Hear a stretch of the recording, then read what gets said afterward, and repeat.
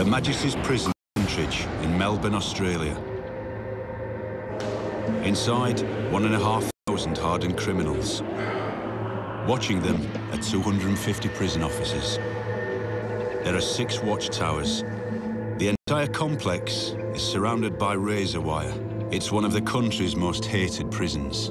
Pentridge is a horror place. It has a history of men who've been there for decades, who've been hanged, who have been left in their cells to rot. A place of torture, of beatings, of confinement, of suicides. Inside its walls, 23-year-old Christopher Dean Binse, on remand for armed robbery, a career criminal and a serial escapee. His nickname, Badness, was well and truly deserved. He is a very evil fellow who'll stop at nothing to achieve his aims, and that's shooting at people to commit his crimes, which are generally crimes of armed hold-up. Some people try and work out a way to beat the system, to, play the horses or cards or whatever, I try and work my way to beat the system and escape.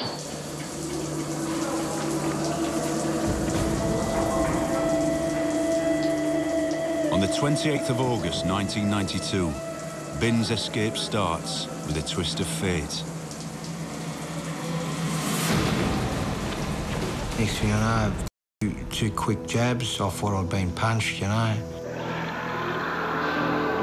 Vulnerable in the showers. Because, he'd be standing there with no clothes on and no protection whatsoever. And they probably just grabbed hold of him and someone, kept sticking the shiv in several times. I nearly died of loss of blood, and the base of my spine was severed, and so was my bowel. Suffering multiple stab wounds, Binse is rushed to St Vincent's Hospital in a critical condition. He's placed in a high-security locked ward. Armed guards are posted, keeping watch 24/7. Fighting for his life, it would seem there is little chance of escape. But authorities had yet to learn. Never underestimate Binse.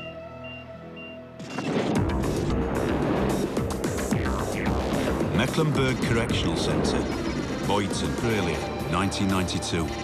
Armed robber Christopher Dean Binse, also known as Badness, is under close watch in a hospital jail. After a prison stabbing, he is fighting for his life, or so it seems. Binse spends 10 days in his room, located on the hospital's 7th floor. The ward is sealed by deadlocked steel-plated doors, with prison guards on watch day and night. Inside and outside Binse's room. A totally secure medical fortress.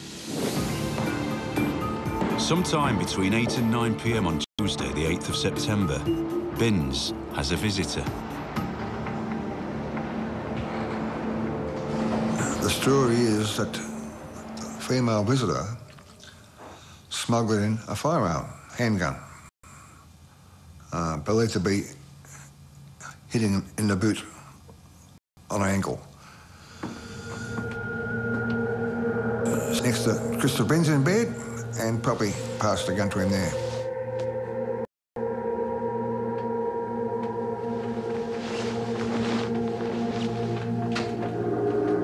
When the guard near his bed turned his back for a second, Binse made his move.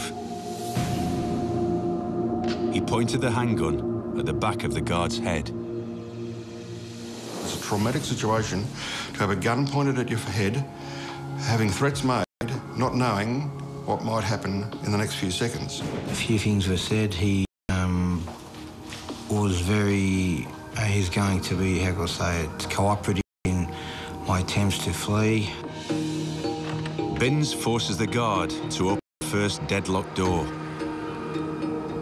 In the control room, he threatens the second guard.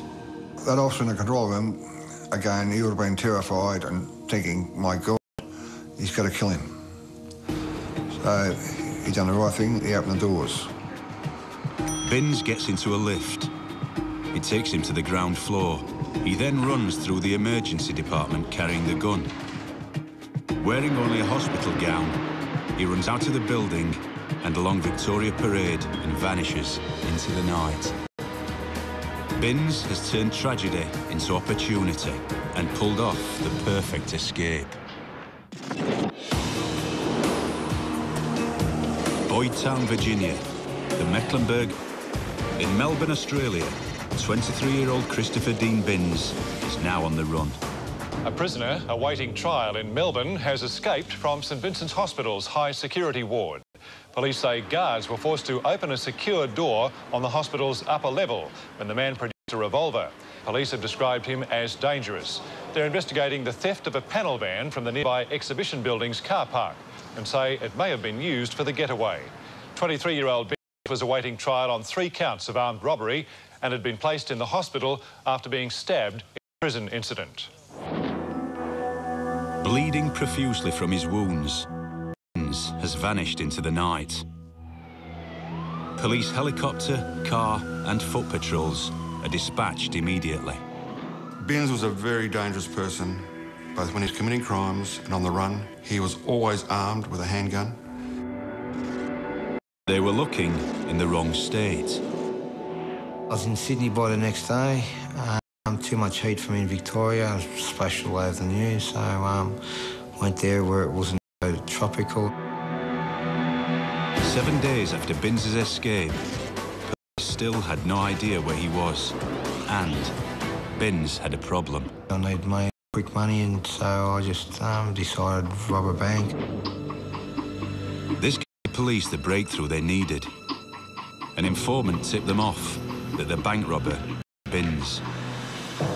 Armed hold-up squad police began watching his home in Pittwater Road, Boronia Park, near Gladesville last night.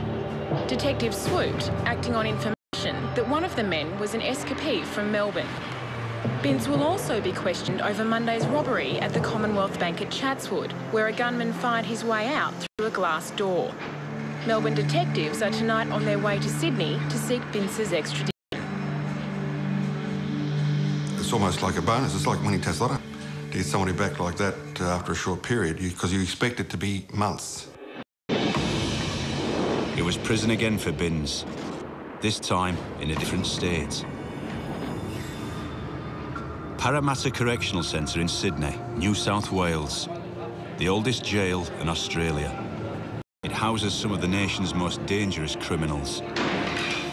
Within a week I arrived there, I'd already worked out a way to escape, you know. Chris always looked for a way out, and Chris never saw a brick wall as being more than a collection of bricks with a bit of mortar that wasn't particularly strong, right? The first thing Binse needs is a hacksaw blade. It was thrown over to us from the wall, over the wall. You know, we managed to throw over a certain location at the jail. He makes a rope. 2 pairs of bed sheets just torn in half, and then tied in knots and fashioned, hooked up together. It takes Binse 2 weeks to saw through the bars of his cell window. At 2:15 p.m. on the 25th of October 1992, he lowers himself out the window with a bedsheet rope and onto the roof. But before I actually got airborne, I had to scale the razor ribbon around. If my foot had got caught in that, I would have died. Binse jumps an astonishing 4.5 metres onto another roof. I made it.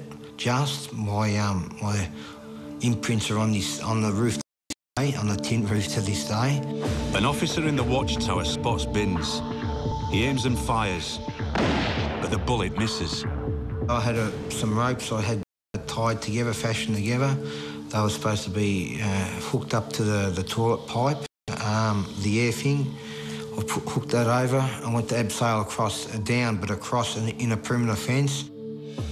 Binse's sheet rope breaks, and he crashes 6 metres to the ground, breaking his wrist in the fall.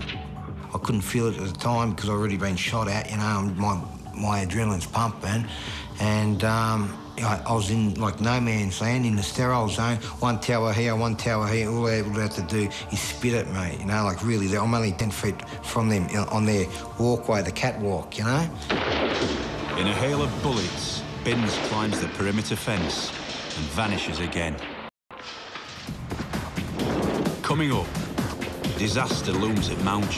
Said the helicopter crashed. In Sydney, Australia, armed robber Christopher Binse is on the run again for the second time in 6 weeks. A dangerous prisoner is on the loose tonight after a daring escape from Parramatta Jail. Christopher Binse was in Parramatta Jail on remand, awaiting trial on armed robbery charges. Last month he escaped from custody in Melbourne, but was recaptured after a bank raid at Chatswood in Sydney.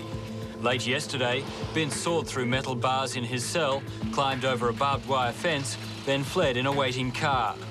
Police say he may be dangerous and should not be approached. He would be one of the most dangerous criminals to ever have been on the run.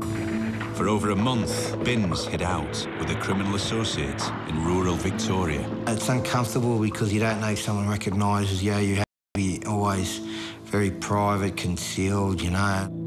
Binse concealed himself for 6 weeks. Then at 8:50 p.m. on the 5th of December 1992, police pulled over a van driven by Binse's friend, Edward Jockey Smith. Smith tried to shoot his way out. He lived by the gun and last night died by the gun in the car park of the Farms Hotel near Ballarat. Smith was stopped by a lone police officer checking a stolen car.